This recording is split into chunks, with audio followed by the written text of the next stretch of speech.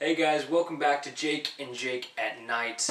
We really have to apologize before we start this video because we took 2 whole weeks off, and you know what, in our intro video, what did we say? We promised a minimum of 1 a week, and we didn't do it. Just some situations came up in the past couple weeks that were hard to avoid. Jake was away looking at colleges. Boo. And then he got sick. So basically it's all his fault. Yeah. Then just between work and school, it was just really hard to find a time where we could both get together and shoot our reviews. However, we did see all of the big movies out here and we're ready to review them for you guys. Now first up is Sabotage. That movie did come out, 2-3 weeks ago, but nevertheless we do have our review. March 28th, to be specific. And we are, again, doing a review of a movie that Jake did not see. So the Sabotage is directed by David Ayer. Okay. And David Ayer, for those who do not know, he wrote Training Day, which is one of my favorite cop movies. He directed End of Watch, which is another one of my favorite cop movies, not comedy movies. Comedy. If cops getting shot is a comedy. It's not at all. So, I mean, I was really, really pumped to see this movie because I love David Ayer.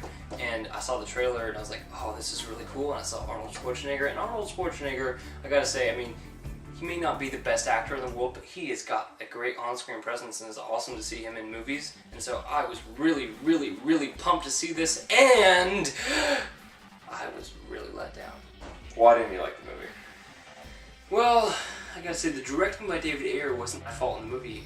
The tone of the movie was actually pretty good. The violence in the movie was, some may see it as a little bit over the top, but it definitely set a mood for the movie, and the overall premise was pretty cool.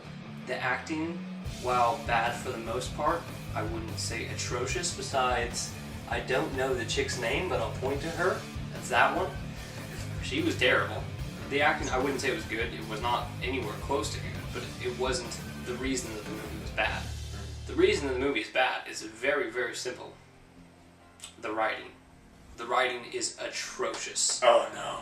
Atrocious. It's that every line of dialogue is terrible, and just the situations that come up is awful. And the team, it would have been so cool to see this team as just, a close-knit group of people that, just go out and kick some butt, But they hate each other and they're just bad people, and it's not fun to watch. None of them are likable people, and I'm not saying that you have to have characters that are likable. But even if a character is not likable, they have to be relatable in some way to where they have to be a real character, to where you can get behind them. You know what I'm saying? Like Walter White. Maybe he wasn't the most likable person in the world, but you got behind his character because it was just portrayed so well by both the writing and the acting. Now, all of these characters here are not likable, are written terribly, and are acted terribly. I took Screenwriting 101, and I feel like Skip Woods really needs to go back to Screenwriting 101 because the basics in screenwriting are you have to have a main character who is achieving a goal. And this, I don't know who the main character was. It was supposed to be Arnold, but for the majority of the movie, you're following this other chick girl, Olivia Williams, who she was actually pretty decent. But no character really had a character arc at all, or really a point to be in the movie besides really just to die.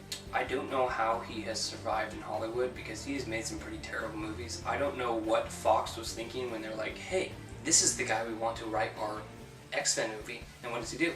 He makes the worst X-Men movie ever. Well, X-Men Origins Wolverine, terrible piece of garbage. Then people over at Die Hard are like, oh, this is the guy we want to make our new Die Hard movie. And what does he make? He makes not only the worst Die Hard movie that they have, but one of the worst movies I've ever seen in my entire life. Is that the latest one where his son is in it? Yes. Okay, that was a lot of randomness. Skip Woods, if you're listening, never write a script again. But it's okay. I mean, still, just do your job. Don't kill yourself, that'd be... Yeah. Ultimately, the movie really had no point, and it was just boring, and I'm sad that I watched it. I wasted 2 hours of my life. Alright, Jacob, so out of... from A to Z. We can get rid of F, because it sounds like it's going to be under an F. I'm not going to go as far as to give it an F, because in order to give it an F, I think I would have to be wanting to shoot myself in the movie, and I wasn't quite there. I'm going to go ahead and give it a D+. D+. It was bad, and I would say not only don't watch it in theaters, but I wouldn't watch it, period. if you're blind, you can watch this movie. And deaf, maybe too. And deaf. If you're Helen Keller, you'll love this movie. Oh, Helen's gonna love it. Well, I'm Jake. I'm Jacob. Thank you guys so much for watching. Please like, subscribe.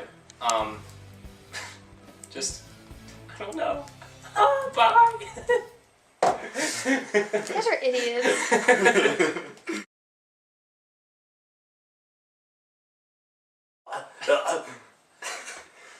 Sarah Connor. Get down. Oh, I didn't say that one yet. I totally want to say that. I want to just like flip a table. Get down.